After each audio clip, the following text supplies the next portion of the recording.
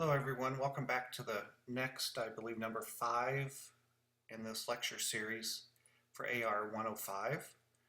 I assure you that in the upcoming weeks of the class, you will not have this many lectures to listen to.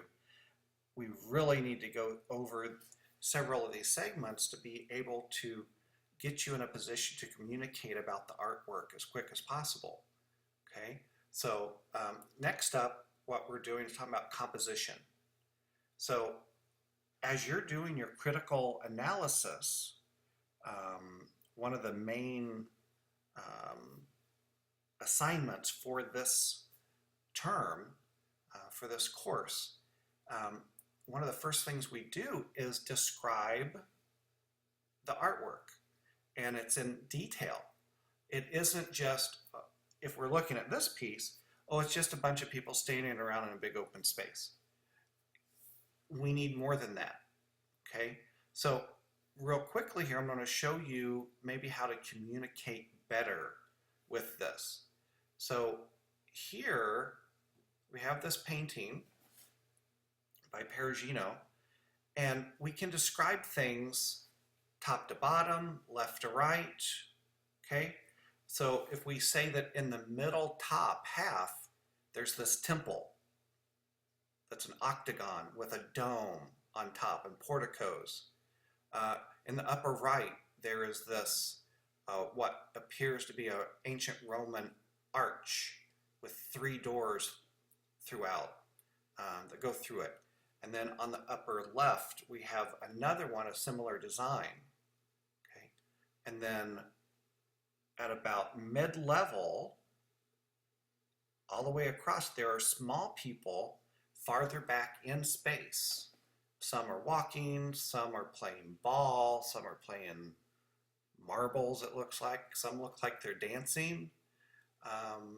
And then in the bottom left, there's a group of people. Bottom right, there's a group of people all looking inward towards Christ and Peter. Okay? And then we have this white space here that sort of divides Peter from Christ, and it sort of gives a contrast to them. Okay? So as you look at your artwork, learn to describe where things are, not just a very generalized idea. You can start out with a generalized idea and description, but then you need to get into details.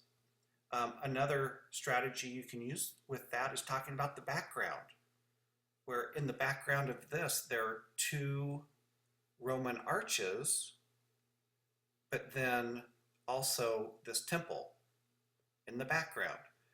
Or we can say the middle ground.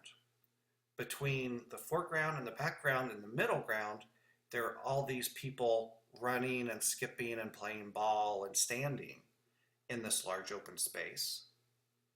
And then we can say that in the foreground, it features Jesus and Peter, with Peter down on his knees receiving the keys.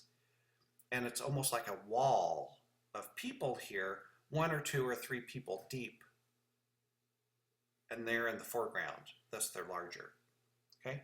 So we can describe artwork a lot better that way. Okay?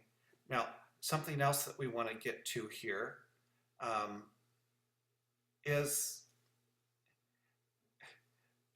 what is the rendering type? And I have some fun in class on campus with this. What is this? What is this image? And people will say, well, it's a bunny rabbit, or it's a hare, it's a rabbit. Really, all it is paint on paper. Okay? It's by Albrecht Dürer. Wonderful image, but it's not real. So what you don't want to do is say, oh, that's a cat. No, that's not a cat. It's a picture of a cat. It's a picture of a dog. It's a picture of a rabbit or a hare, as we have here. Okay? But the rendering type, sometimes you might want to talk about that. You might want to describe it in that way. This is naturalism, that it looks real. Okay? As Albrecht Dürer is trying as hard as he can, using all of his prowess, to create something that looks absolutely real and photographic. Okay. There's representational. What is this? People would say, oh, it's a pipe, it's a smoking pipe. Well, the joke on this is it says this is not a smoking pipe. Okay? This is not a pipe. It's the representation. But it's as representational because it does still look like it, although it might be a little bit abstracted. Is there really a pipe in this world that looks that smooth? Probably not. Okay. Then we can do abstraction, where Van Gogh here has taken wheat fields and reduced them down to diagonal lines of yellow and deeper yellow and browns. And they're just very quickly, at least they look like they're quickly painted, but they're very carefully painted. That looks like wheat. This looks like a thunderstorm coming. These look like crows or blackbirds coming in. These look like roads down here, but it's all abstracted. It's been changed that we recognize it, but it doesn't look at all like the real thing. If you go out to a wheat field in Kansas, this is not what you see. That is not a dirt road. Those are not crows.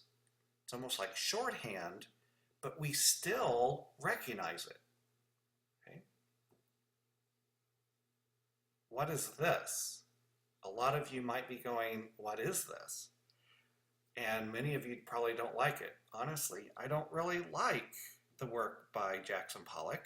Some people love it, but I'm, even after seeing it for so many years, I'm starting to appreciate it a little bit more, but I don't see the skill involved.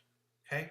But that's non-representational. There's nothing here that represents anything except splatter. Okay? It's paint. It's white paint, it's dark paint. It's background, it's lavender paint. So that's how it would be described. Then there's one thing about content where we can have pieces that have the same content, but everything else about them is different. The media is different. Here, marble or oil paint. Okay, so the content is the same, the story is the same, but the artist chooses to do it different than all other artists, or most other artists. Okay, I'm going to go ahead and restart, and we're going to come back and do a sample critical analysis.